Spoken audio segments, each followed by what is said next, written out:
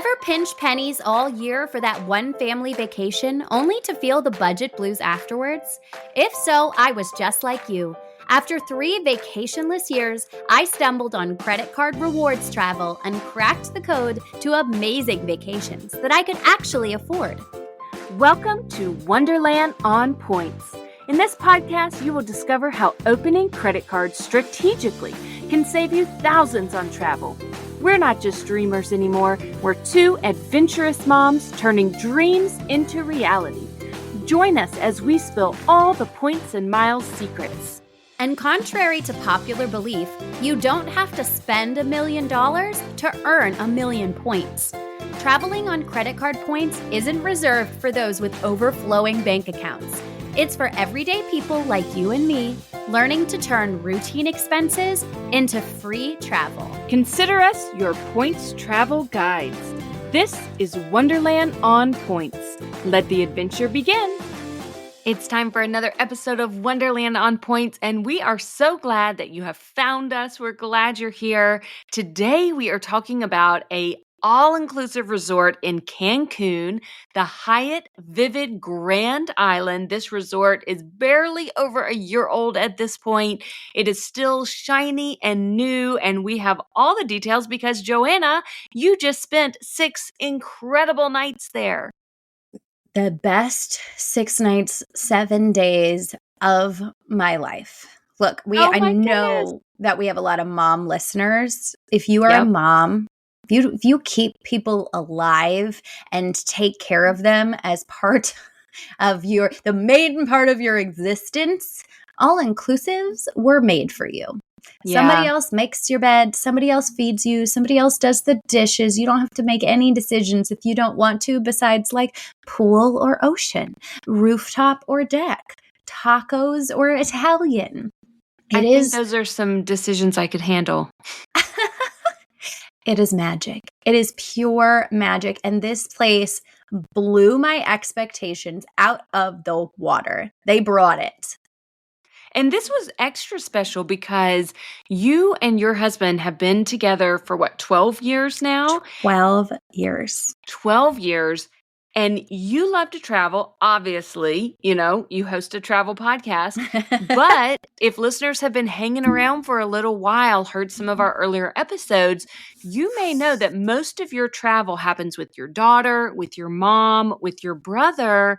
But your husband actually has a healthy dose, I don't know how healthy, but has a significant dose of airplane anxiety, flight anxiety. And so you guys have actually, until now, never taken a flight together. Yeah. And that was why this was such a huge deal. We have been road trip only people. We have been weekend warriors, not going very far. The last big trip that we took, just the 2 of us, was a road trip to New Orleans when we were about 1.5, 2 years in. So that was a decade ago. So it was time. And obviously, all the time, I'm trying to work on him with come on, just try it. I bet it's not as bad as you remember. To be fair, he did look up some YouTube videos to show me the type of flight turbulence that he experienced. And when I saw it versus just hearing about it, I also would really need to go to therapy to get back on another flight. I mean, these are the kinds of situations where everybody is crying and screaming because they all believe that they are going to die. These videos are scary. And if I had ever seen those prior to getting on an airplane, I probably would have thought twice about getting on an airplane. Luckily, I have flown a ton and I've never experienced that. And so I was like, I don't think that's normal. And we're just going to hold hands and pray that that's not how it goes. And when he finally agreed and said, okay, I'll try it, because I was able to find these direct flights from St. Louis to Cancun. It was only about 3 hours. It was a really good, bite-sized, easy way to start with a promise of a great vacation on the other end. Like the second that he said yes, I had this whole thing booked like within the hour. Yeah. Oh, yeah. Instantly. I was like, can't go back now. No, take backs. I'm not telling you this is all fully refundable because points and miles is magic. Yeah. Oh, my gosh. He doesn't need to know that part. Nah. Well, I am just so glad that he was able to overcome that. It is scary. I found myself, even with just a little bit of turbulence on my last flight, my international flight that we just took, I'd be like praying in my seat and like panicking just a little bit. So Yeah. if he went through a significant trauma like that, I can certainly understand. But I'm so glad that he was willing to try again and overcome that. So you guys got to experience this unbelievable week together in Mm. Cancun. Not to say that all of the trips that you guys were able to do driving weren't spectacular anyway. Right. You know that we talk on this podcast all the time about how you do not have to go and do the biggest, fanciest things. Your family does not always need to go on some big grand international trip. Domestic trips that you can drive to are incredible and spectacular and worthy as well. But Amen. it is fun that he did this. So let's get into it. We want to hear all about it. First off, you were able to use your Southwest Companion Pass. So what was the grand total for your flight? You said it was direct, which is awesome. It was direct. It was direct, and it actually ended up being under 3 hours, like 2 hours and 45 minutes about, and that's incredible. So when I originally booked it, they were $19,500 each way, and I do have a companion pass right now, so I only paid for one of us, and then for the other person, obviously that was free, just paying the taxes and fees for both. But because of when I booked these, they were still under the fun old rules where I could change them a few times. And so I think that I ended up coming in more around 12,000 each way, which is just nice. amazing. Excellent. Like 24,000 points total to go to Cancun. Are you kidding me? The annoying part with going to Cancun is that it is technically international, even though it doesn't feel international when it's only 2+ hours away. So you are paying international taxes and fees. So the beauty of domestic flying on Southwest was with the companion pass is that $5.60 in taxes each way. This was $48 a person outbound, and our return flight was actually $72 a person, which is very annoying to me. So I ended up paying $240 out of pocket for our flights, but at the time that I was booking them, they were about $350 a person. And right now, the same flight, which is just a few weeks later on the same day, on a Tuesday, is $411. So without the companion pass and paying the cash rate at the lowest at $350, this would have been $1,400 out of pocket. And instead I spent $240. $240. And then get this, guys, get this. That's all she paid for the entire trip. Yep. No food, no activities. Well, no I did. Okay, wait. You did do We an booked activity. a Viator day, but you don't have to. You don't have to. So 248? Is that what you said? 240. Just 240. And that's literally all you had to pay. You didn't pay for any food. That's everything because it's an all-inclusive resort. That is amazing to think that you and your partner can just hop on a plane and go for a week somewhere. You can't even live at your house for $240. No, I literally was like, this is just like this is less than our regular grocery budget. So really, are we actually spending anything? You're saving money by going to Cancun, people. Good math. I like it. Okay. How was your seat experience? You guys, because especially with this being such a difficult thing for him, you chose an emergency exit row, right? Yeah. So the beauty of my current A-list status is that you don't have to really stress about when you're checking in because you have an automatic A position. And we ended up very close to the beginning of the A's for our way there. So we were able to take advantage of one of those emergency exit rows. And this one had a ton of legroom. In fact, they had already started converting this plane to the premium seating model that they're going to be doing, where you're going to have to be paying to select these extra legroom seats. So the flight attendant was showing me how the emergency exit rows, and then actually 2 rows behind them, she's like, these are what you can expect to see from these new extra legroom premium seating seats once Options. they become available. Yeah. And it was crazy. I could fully stretch my legs out, and now my feet would disappear under the seat in front of me, but I wasn't bumping. My Right. knees didn't hit anything. And my husband is tall. I was like, baby, you don't understand how lucky you are. Your first flight in over like 15 years, and you get to stretch your legs this much. Like, that's nice. The way back, not only did we not have that, but we had one of the older planes with the really uncomfortable seats and Oh, bummer. no foldable headrest, and my knees fully, and his knees also fully, were in the seat in front of us. It Back to was reality. back Oh, to there reality. goes. Yeah. Yeah. Okay. Well, I'm glad you had the emergency exit row on the Was way nice. there. Talk to us about arriving in Cancun, because even though it's not far away, it is another country. Anytime you're landing in another country, if you haven't been there before, it can be a little stressful just not knowing what to expect. Tell us about it. How did you get to the hotel? Yeah, give us those details. Okay, so it is story time, and I haven't even told you this story, and this story is crazy. I'm scared. I'm scared for you. Okay. So first of all, let me paint you a picture of what happens when you arrive, because I did know generally from some research what it was going to be like. It is a lot more overwhelming. I wish that I had had the presence of mind to pull out my phone and film some of this, but I didn't, because I was just like trying to figure out what we were going to do. So, from the second that you walk out of the airport into the area where all of the hotel shuttles are, all the pickup, the transports, the taxis, all the stuff, you are accosted with people trying to get you to choose their ride. And they are throwing astronomical prices at you, saying like 1700 MXD, which is $91, by the way. This is a 10-15 minute max ride. Okay. So that's a hard no for me. And I had done some research. Like, I don't always fly by the seat of my pants. And I had read that Uber is now legal in Mexico. You can take an Uber from the airport. What I had read said the taxi and shuttle drivers will give you a little bit of a hard time.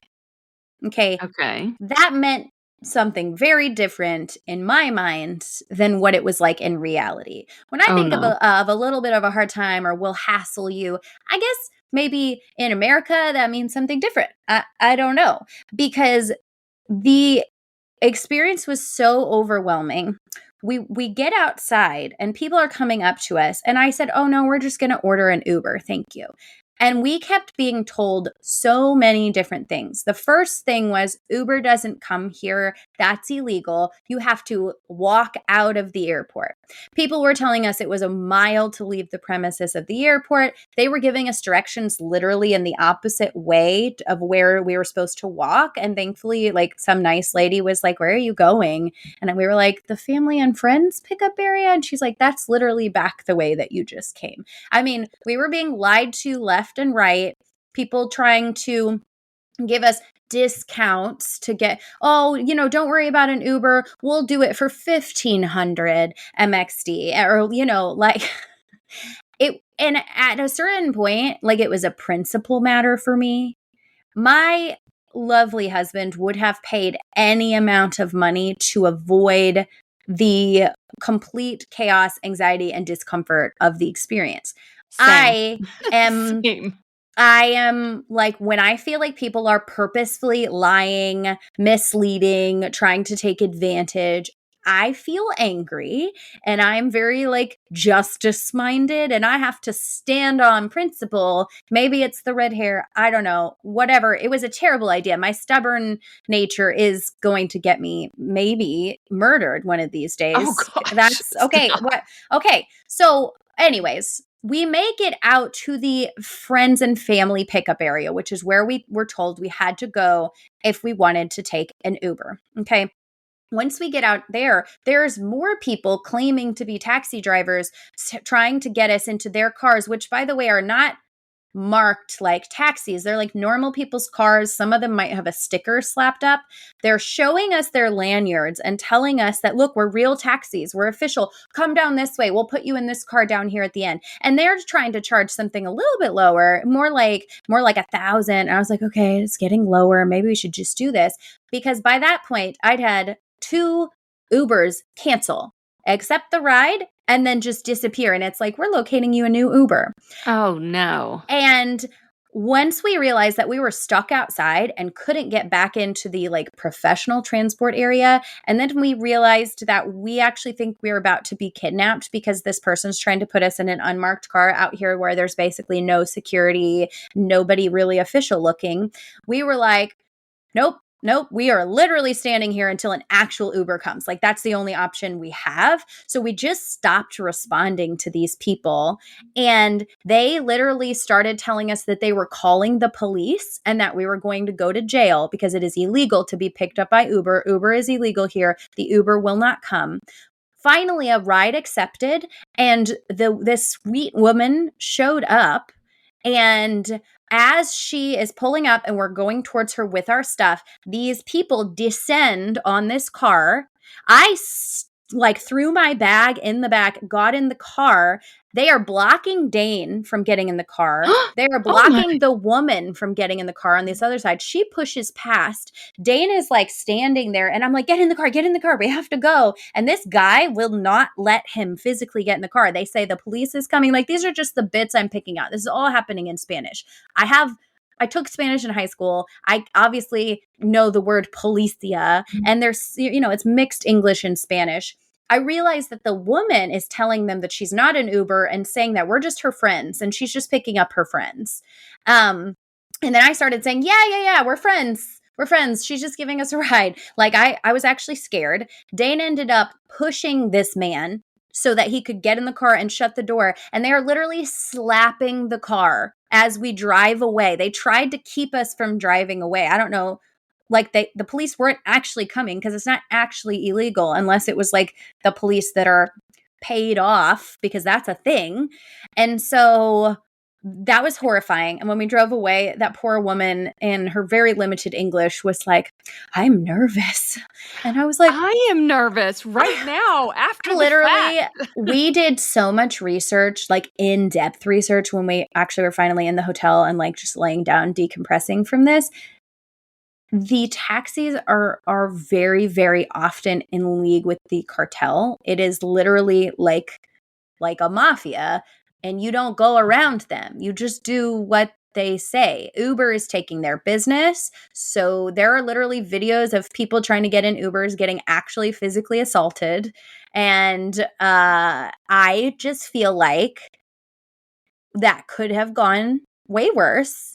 And yes. I feel like I'm glad Dane is someone who can handle this situation. He is. Through his career training. I asked him why he didn't just like hop in the car immediately. And he's like, I was standing there assessing at what point this needed to get before I was going to respond physically.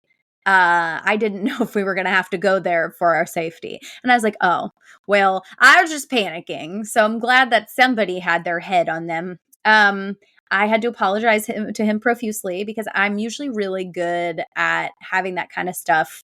Like, everything's kind of prepped when it comes to like how we're going to get where we're going to get. And I thought I had done my research, but it turns out my Googling was not enough to fully put into perspective the seriousness of that situation. So don't do what I did. If you go to Cancun, I just highly recommend that you book a transport ahead of time. If you do that, you will walk out, you will walk past all the annoying people, you will look for a sign with your name on it, and you will do that. And here's the beautiful thing, is that the Hyatt Vivid Grand Island works with Amstar directly. And Amstar is one of the transport companies, and you can book a transport for $16 per person each way. Obviously, you also need to, give them a little tip, but that's fine. That's not $90 for one way plus a tip. Okay. What I ended up spending, by the way, what I ended up spending was it was 360 MXD for the ride. And then I gave her the max tip that the Uber app would allow me to give her, which was 150 MXD. It wouldn't let me give her any more than that. And it was almost 50% of the total of the ride that I gave her because I was so grateful. That equals about 27 USD total. We Yeah. could have gotten a transport for $16 a person plus tip. That's really not that much more. But I didn't know that because the transports that I had looked at were like fairly expensive, 85, 90. I'm like, it's just 15 minutes away. We're just going to take an Uber. So anyways, guys, don't do that. Bad idea. Well, I hope that the trip was less stressful from here on out. Yes. Once you actually arrived. And guys, I do think in general, the hotel areas of Cancun are relatively safe. Very. I mean, I can't make any promises legally, take any travel at your own risk. But I don't think you felt unsafe in any other scenario on this trip. Is that correct? That is correct, especially the resorts. I mean, they have a guard. You can't get on the property, which is a very long, winding road down to the resort until you give them your name, your room number. They take the ID of the person driving, they take the license plate of the car. I mean, they have protocols for the property. So the property is as safe as it gets. And many, many, many people do things off property. You want to be careful that you're booking with a reputable company. I probably wouldn't recommend, I don't know, walking around alone. I obviously didn't do any of that, so I can't speak for sure. But caution has to be taken, like with all places. And there are things that happen in Cancun as well as other places around the world that are not safe. But you're not going to have this experience if you plan ahead with your transportation. You're not even going to know that this exists, except now you will because I told you. Okay. Well, give us just an overview of the Hyatt Vivid Grand Island. What kind of resort? We know it's all inclusive. What are the vibes? Is it more of an adult vibe, a family friendly vibe? What are your initial big picture overview, and then get into more details for us? Yes, that's a great question. So, first of all, it is adults only, which is half the reason why I chose it because I love children. But do you know how nice it was to not hear one single child screaming for something? My kid doesn't scream for things, she just sasses me. But I am a household manager, guys. I work with kids every single day. It was amazing to not hear a single child for a whole week. So, what I love about all the Hyatt all inclusives is each brand has its own kind of vibe. So, the Secrets brand, that's supposed to be more of like a romance vibe. The Zoetry brand is that Zen wellness vibe. And then the Breathless ones are like the party vibe.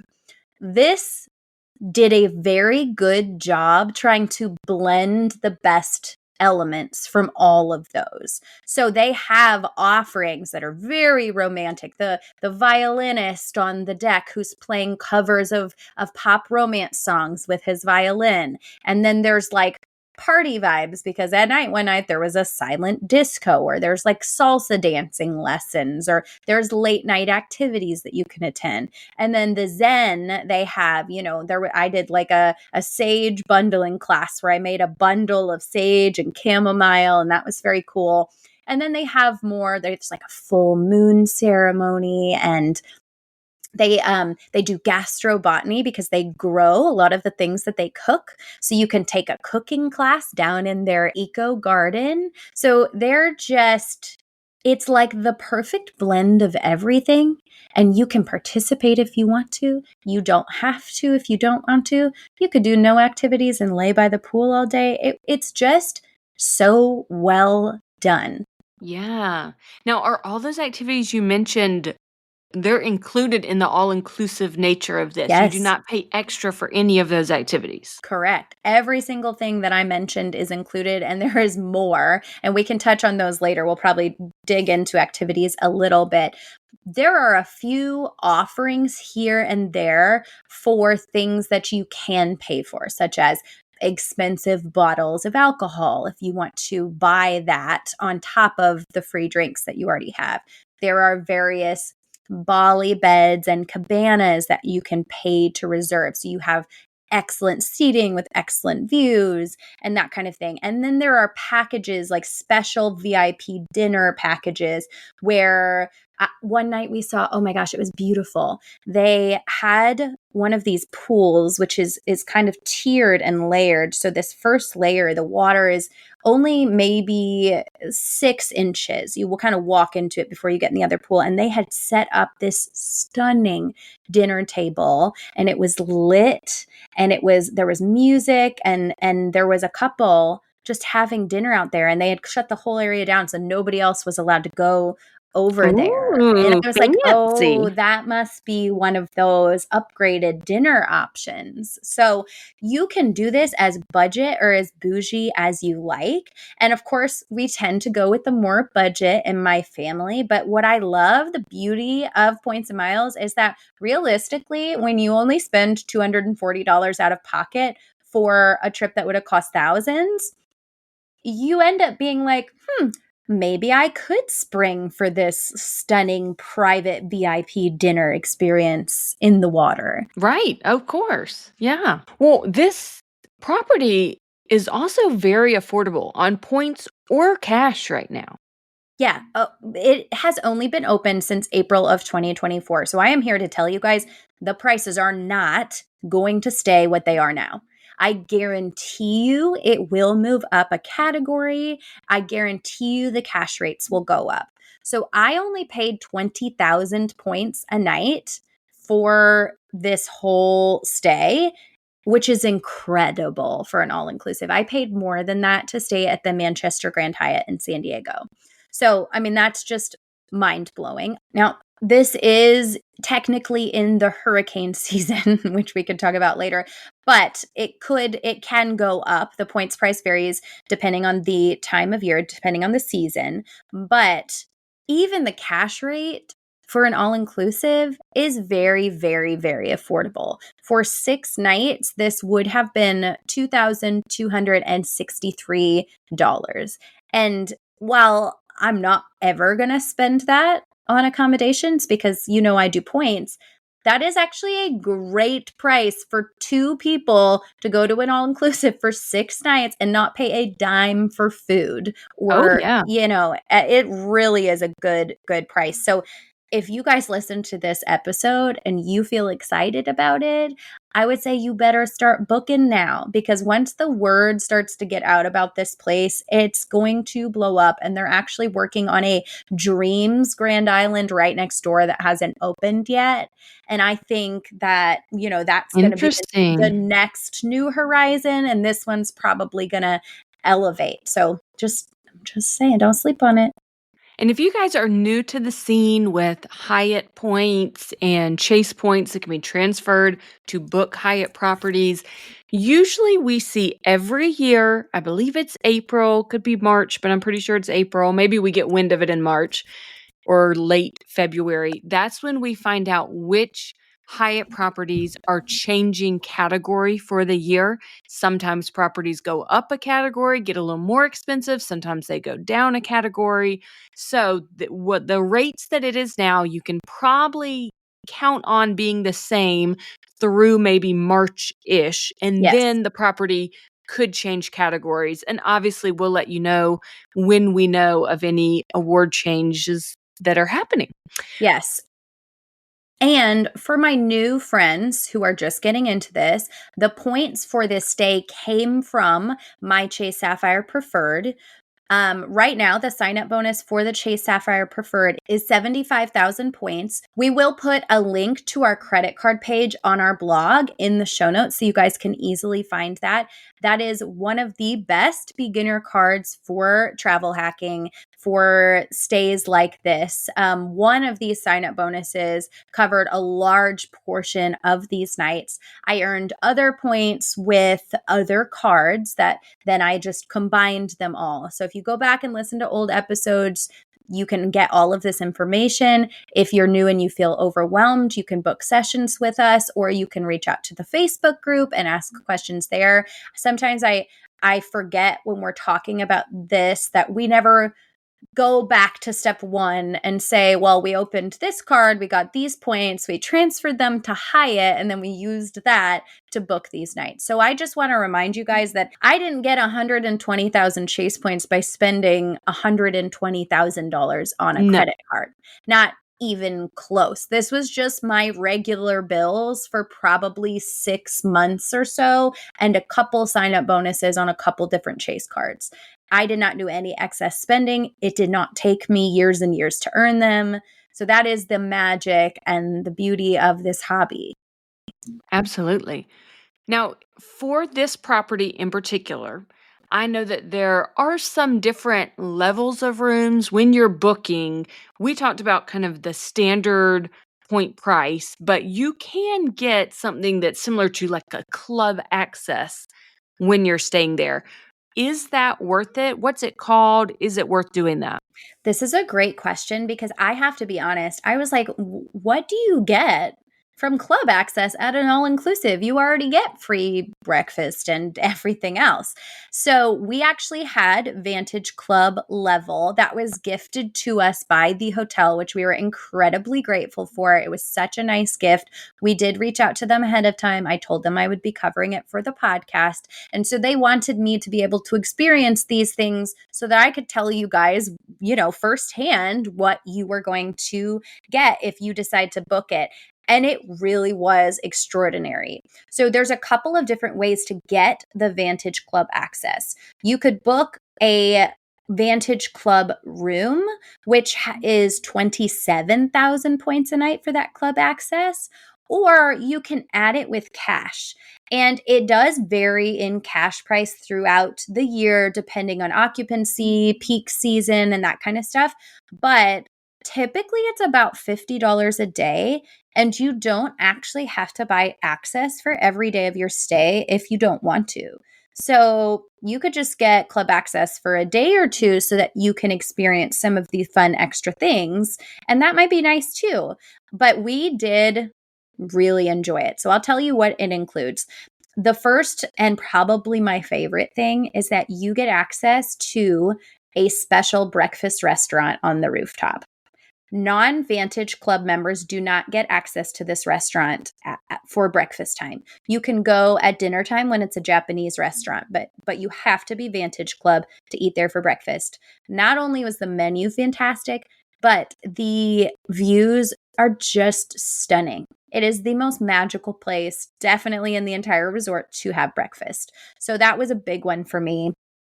You also have this really nice private check-in experience. Rather than going into kind of the lobby area where all the checkout desks are and waiting in line, you literally get taken around into this lounge where you sit down at a desk. They check you in. They make sure you have everything you need. And then in the same lounge, you can help yourself to an amazing spread of snacks and food, very much like an actual club lounge.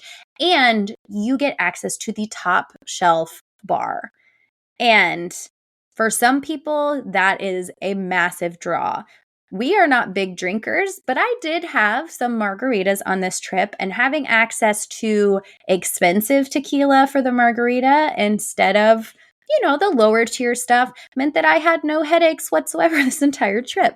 Because it doesn't even matter if it is half a drink. I am a prone to migraines kind of a person. And I know that the more expensive alcohol that has less sugars or less processing or whatever truly does have less of a negative effect on my body. So having that access to that private bartender and that private bar, there were barely ever any lines. It was amazing. You could also go see him first thing in the morning for your latte when everybody else was lining up at the cafe for their coffee. You could go see him, and he made a fire latte, and you're not waiting for it. There's no line.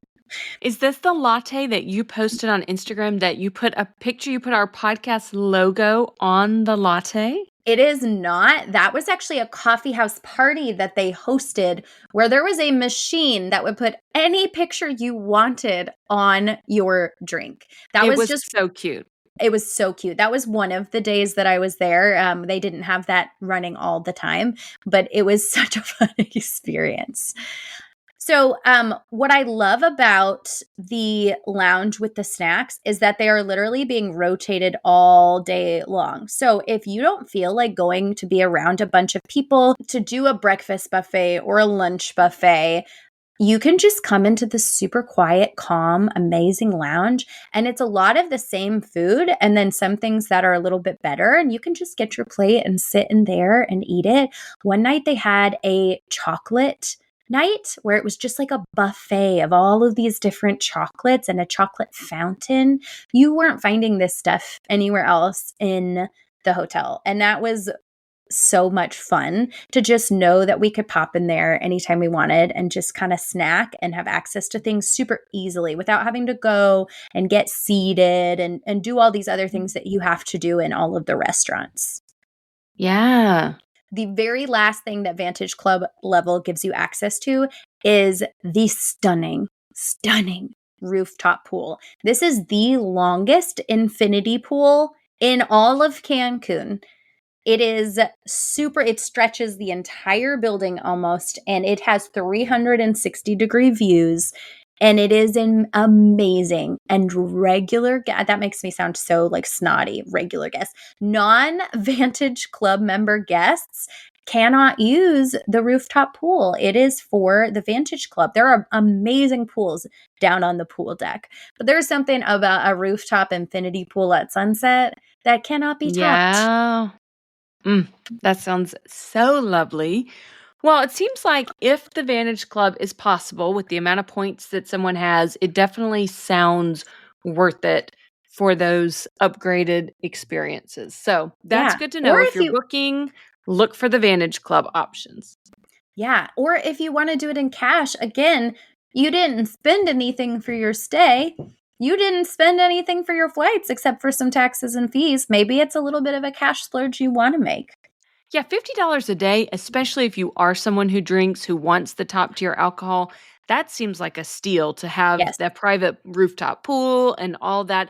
I don't even drink, but I can definitely see the value there for someone who does. Like, I mean, $50 a day would be nothing compared to buying several drinks of top tier alcohol. exactly. Yeah. Exactly. Okay, this is a random question, but it's very important because when I go on a vacation like this, I want good sleep because this is meant to be a relaxing week. If you mentioned some of the nighttime activities, you mentioned a silent disco, which wouldn't be too loud, but I know places like this sometimes have DJs, sometimes have louder activities. So is there a place like if someone is thinking about I go to bed early, I wake up early, that's just how I'm wired.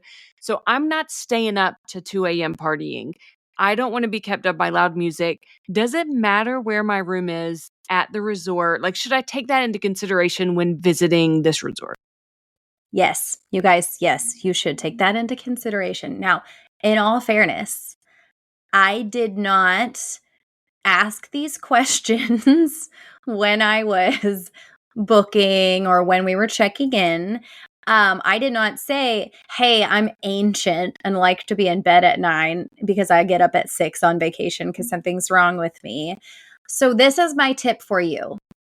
You can absolutely go and enjoy this resort as an early bedtime person, but you're going to want to book the golf course view side. And it says it straight in the name when you're booking. It either says bay view or golf course view. And I know that people are listening to this thinking, I don't want to look at the golf course over the bay. Well, actually, it's a beautiful view, and the ocean is right on the other side of the golf course. So there's nothing wrong with the view whatsoever, but that is the quiet side of the resort because on the bay side, you are also overlooking the pools and the pool deck.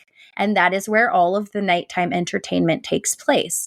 So we were exhausted, obviously, from our first day of traveling and almost dying at the airport. So we went to bed so early. And at 9:30, I wake to the sound of drums that I can hear over my sound machine. And you guys know that even if I'm covering something, and even if this property was so kind to give us these extra experiences so that I could tell you guys about them, I am never, ever going to sugarcoat things. I'm going to give you the full, honest truth every single time. So when I wake to the sound of drums, I'm like, uh-oh, this whole trip's going to be a nightmare.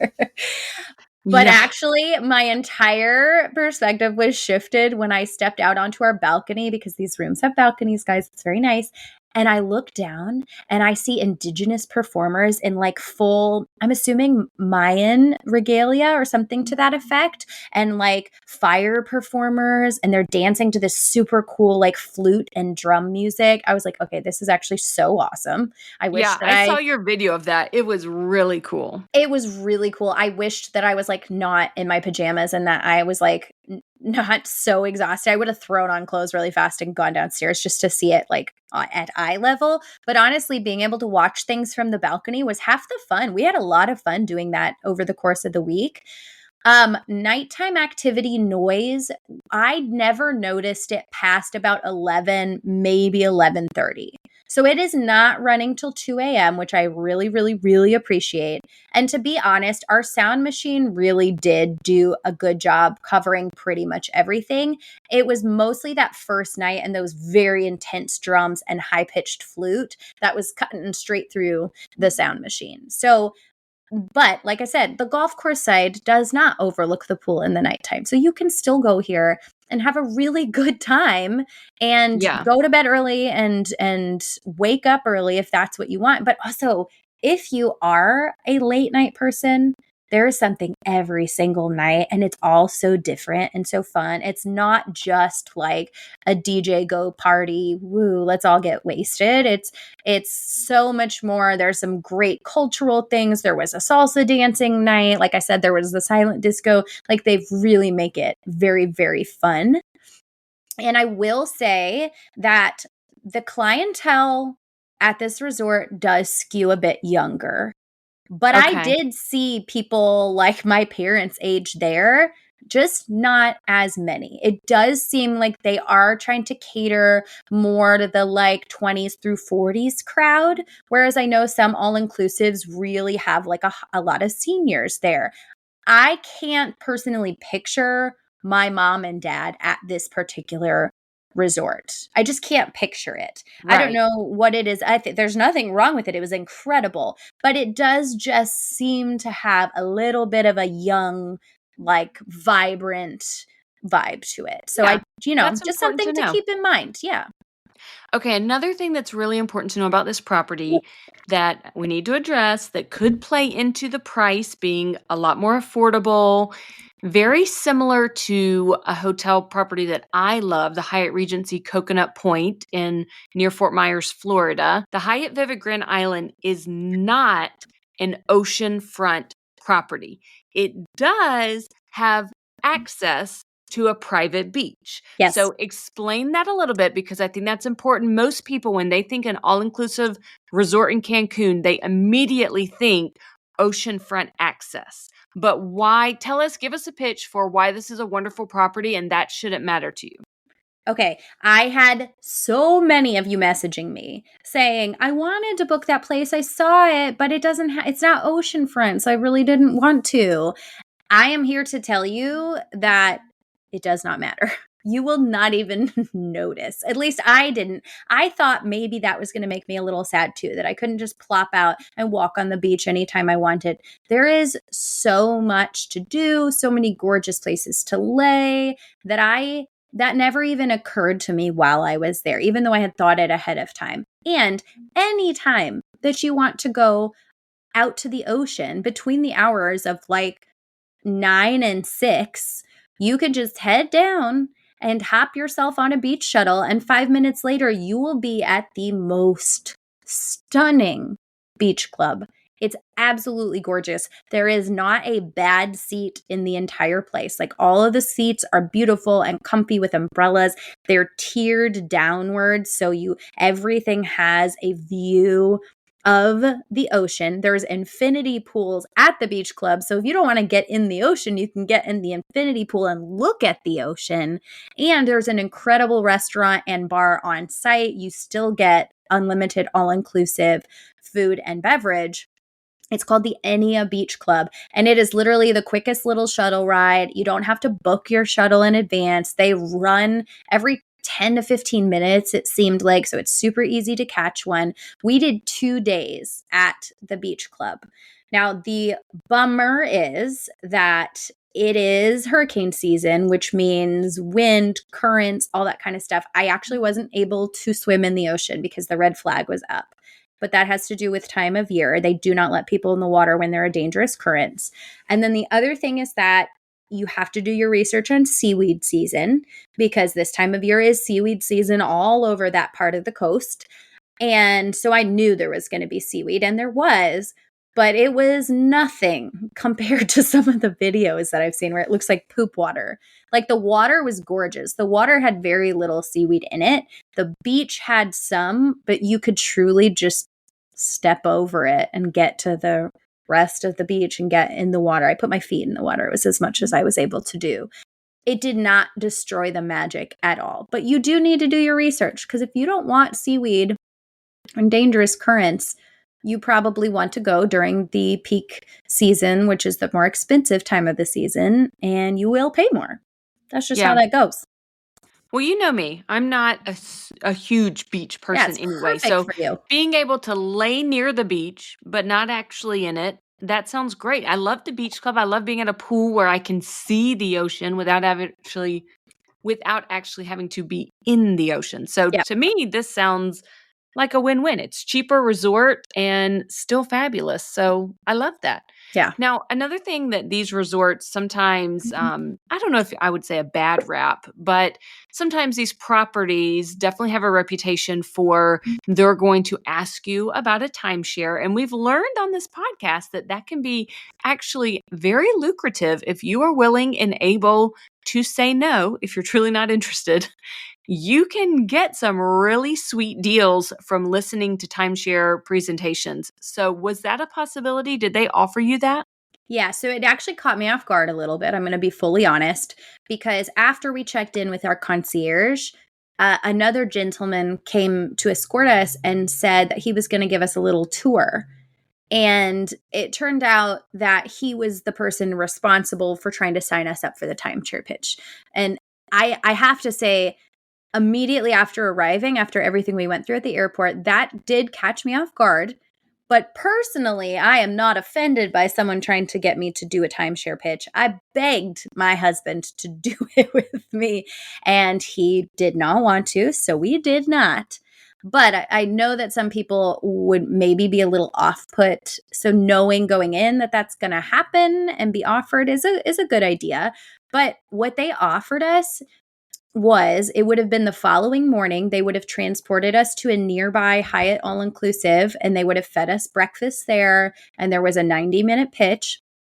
And in exchange for that, we would have gotten 3 nights at one of a number of their all-inclusive properties to use at a later date, and a $200 resort credit to use on property during our stay, which means we could have used it at the gift shop, or at, some of the top tier alcohol, or a massage, or those kinds of things. So I honestly felt that that would have been very, very worth it, mostly for the 3 free all-inclusive nights at some of these other brands. Oh, yeah.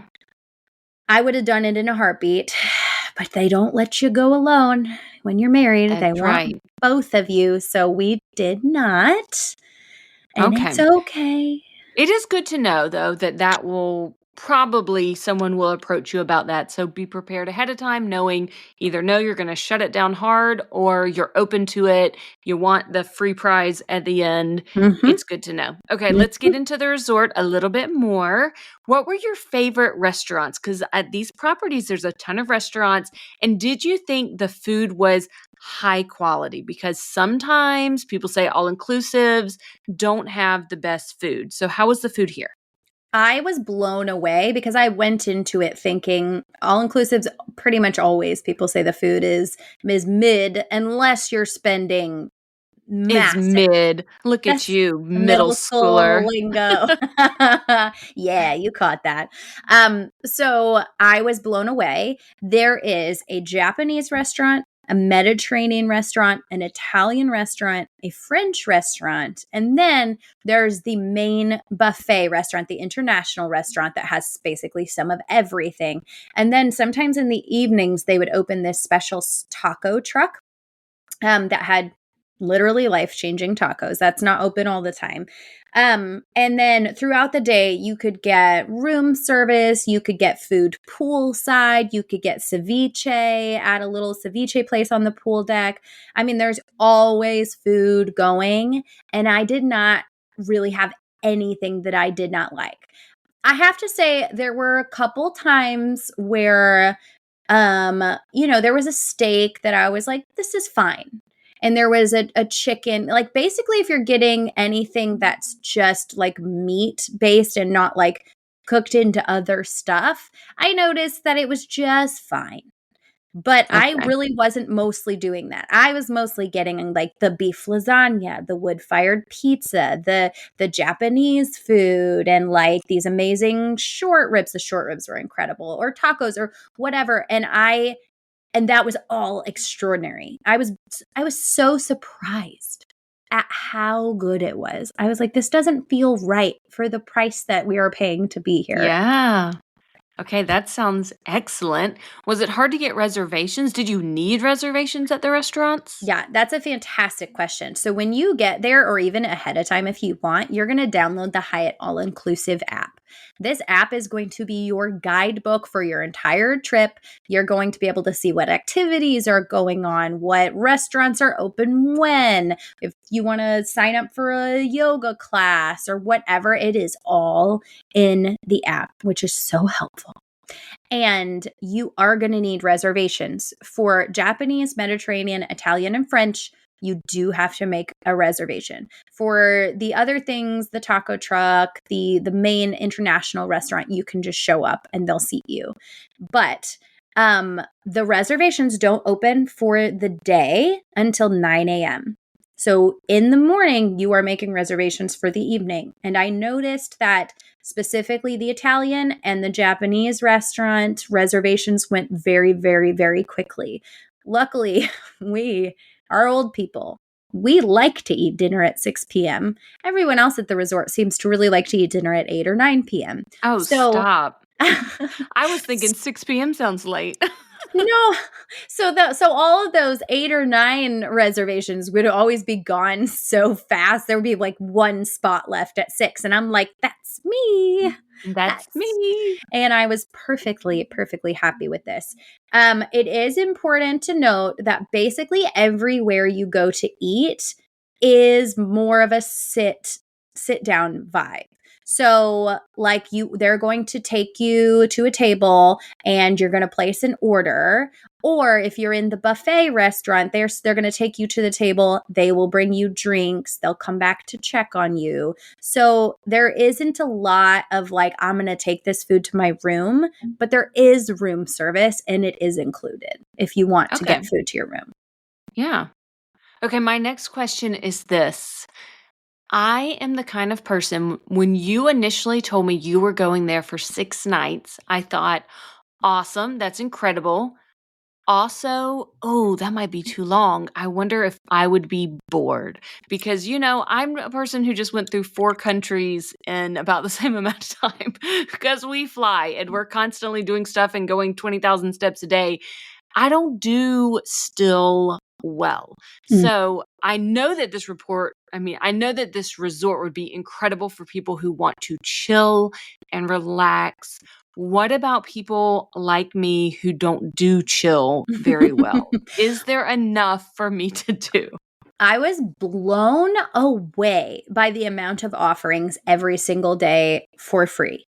Blown away. There is in the area where you go to get on the elevators, they have it on a screen there, all of the daily activities.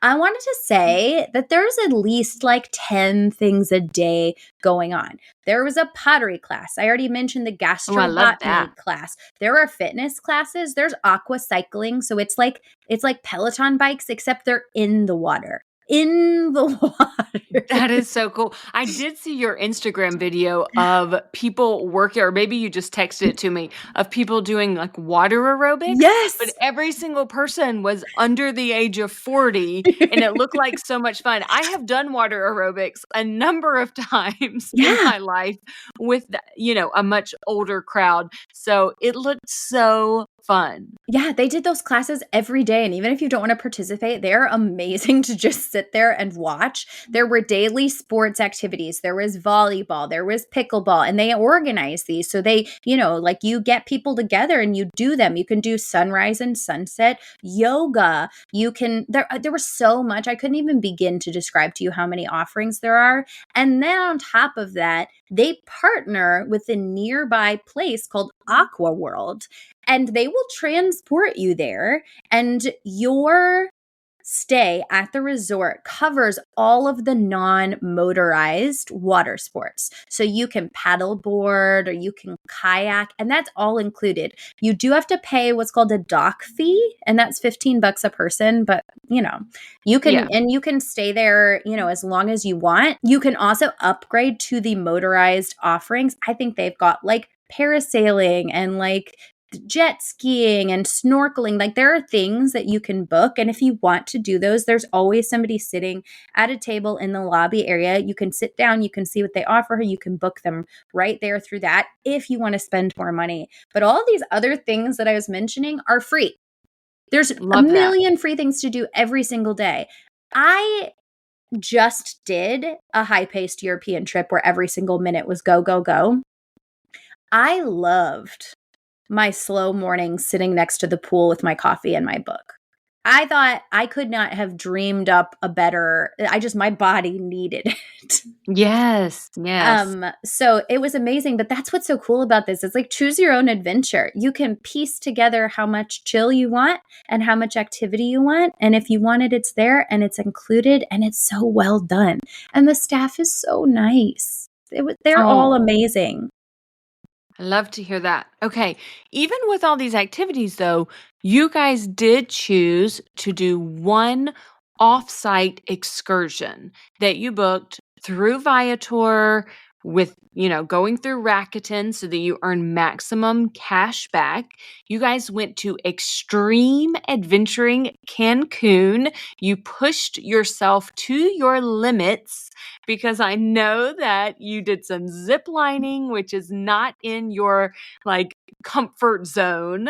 So tell us a little bit about that experience. This was a great experience, and I booked it on Rakuten through Viator. It was $150 total. I said per person. That is not correct. It was $150 total for the entire experience, and it included a tequila tasting, which was actually fascinating. I learned so much. It's weird that they give you tequila before you drive an ATV, but Oh whatever. goodness. That is It's that is a choice. That is an You interesting go to choice. the cenote first, so you got time for it to wear off a little bit. But the second thing is a cenote, which if you don't know what that is, it's like a spring-fed hole in the middle of the jungle that's full of this beautiful blue water. The Mayan people believed that it had all these spiritual healing properties. It's like a swimming hole, and it's absolutely stunning.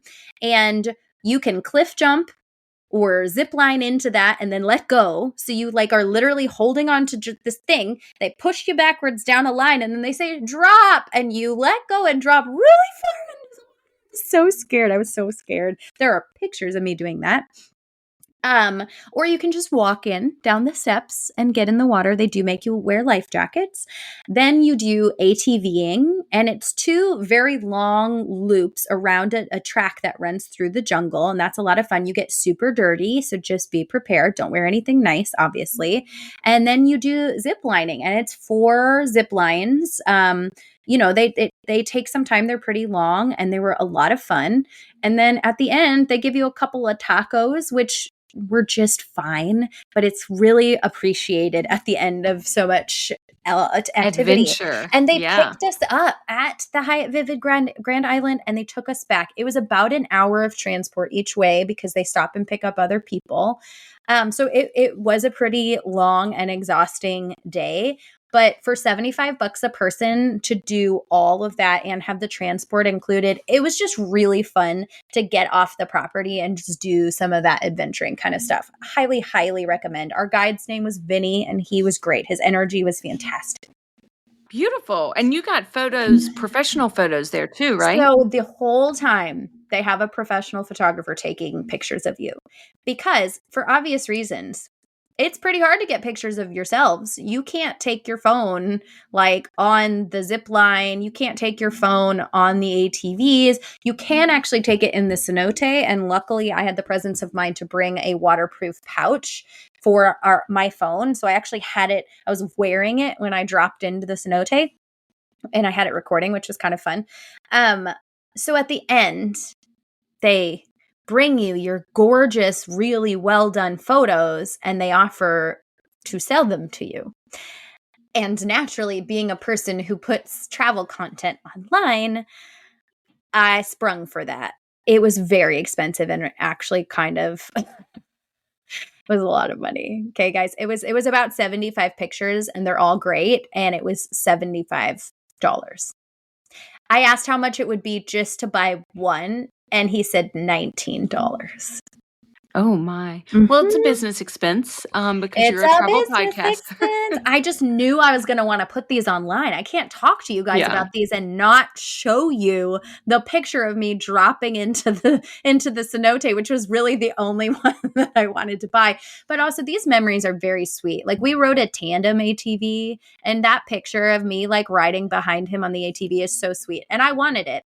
I wanted my child to show her children that picture someday. So I was like, you know what? That. And it's another example of an expense I'm okay to spring for because this whole trip was $240 out of pocket.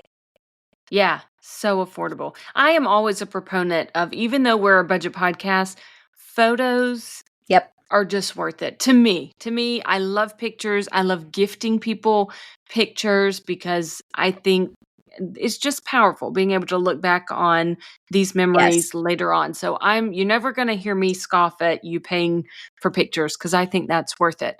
Okay, as we're wrapping up, give us some closing advice. If someone's planning this trip, what are some things they need to pack or any last minute tips to make their trip run really smoothly? Yeah, guys, these are like my rapid fire tips, I think, is how I'm going to do this for you. The first thing that I'm going to say, because if I don't, I'll forget.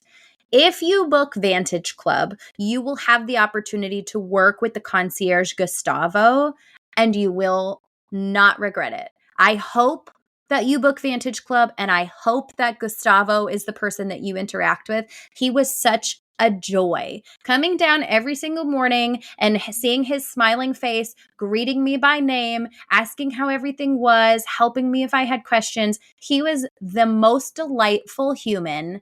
And I was actually so sad to say goodbye to Gustavo at the end of the trip. I was like, you know what am I going to do without a Gustavo in my house to answer all my questions and help me with things? I don't even know. So that's the first thing I wanted to say. And so now, rapid fire. I did a checked bag because I wanted to bring full-size sunscreen because I did not want to die from sunburn.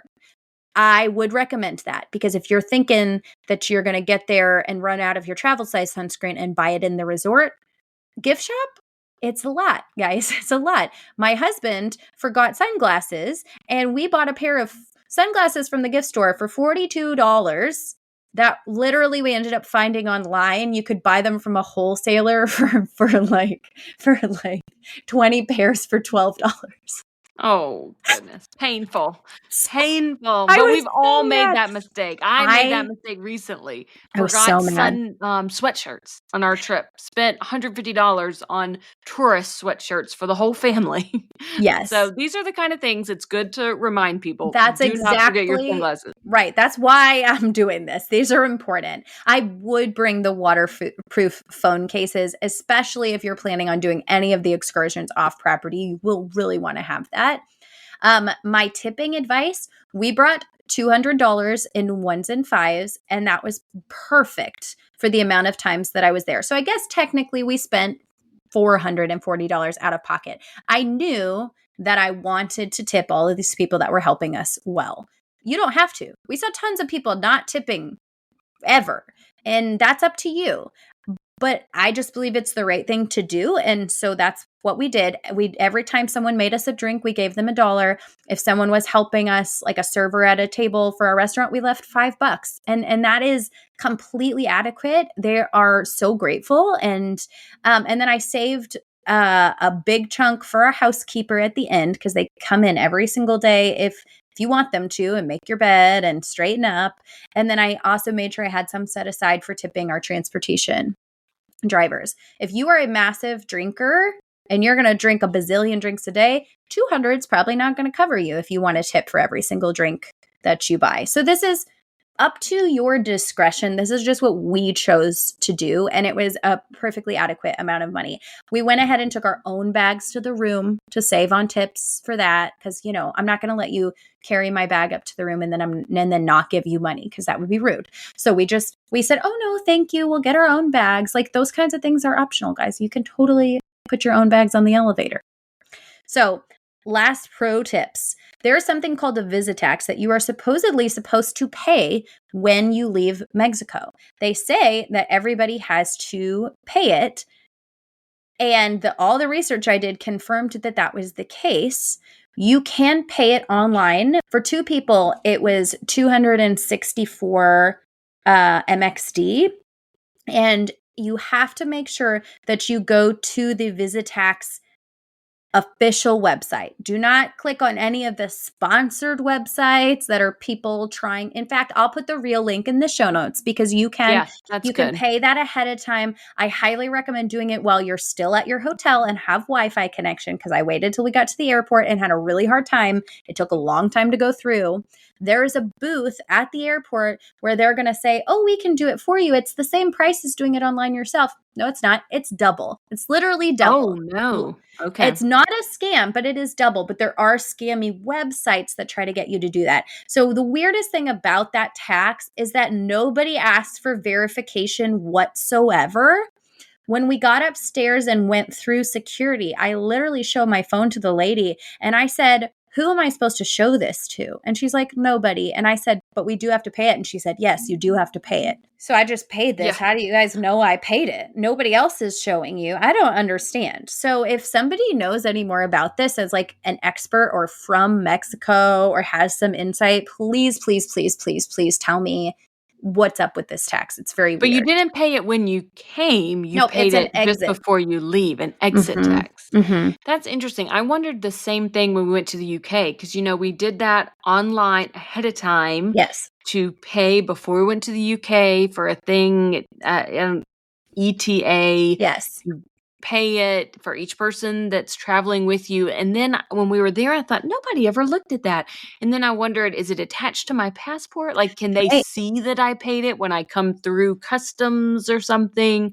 Yeah. I don't know how these things work, but we always want to tell you to do the right thing. Yes. Pay the tax that you owe to whoever you owe it. But it's great to know that it can be a little scammy. So make sure you go through the proper channel.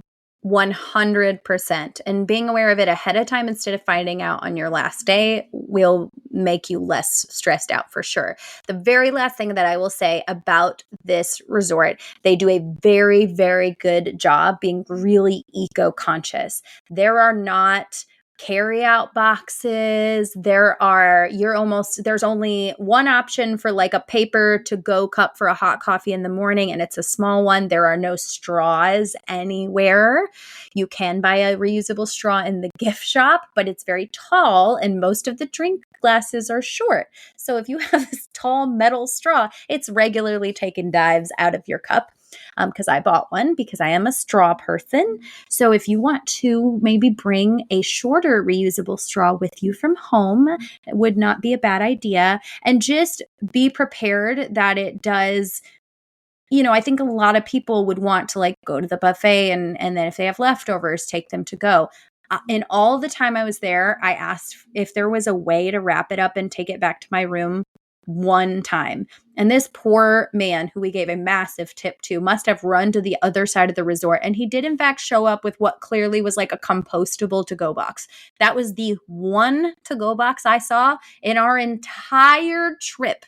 Even when they bring you poolside food, it's actually these plastic coverings, containers, and then they bring you real silverware, real plates. Everything's getting washed and reused.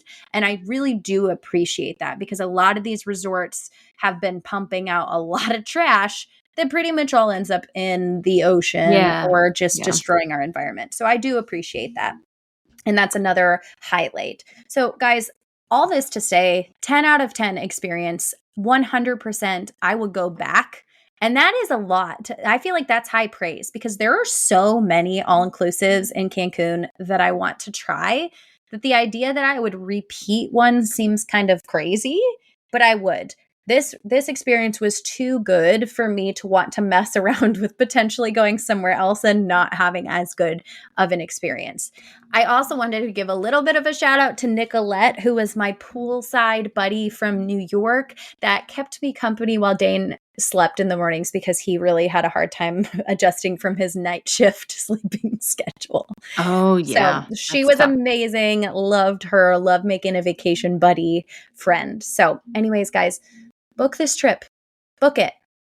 It sounds incredible. I am a little terrified of the Cancun airport now, but other than that, the Hyatt Vivid Grand Island definitely sounds worthy. It even sounds like, because it's so affordable, something that I could spur of the moment be like, if I could find childcare now.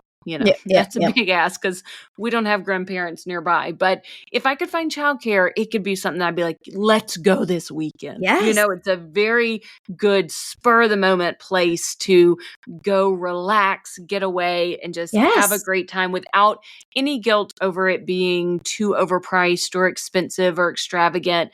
Very affordable getaway. 100%. And you don't have to do 6+ nights. Did I ever want to leave? No.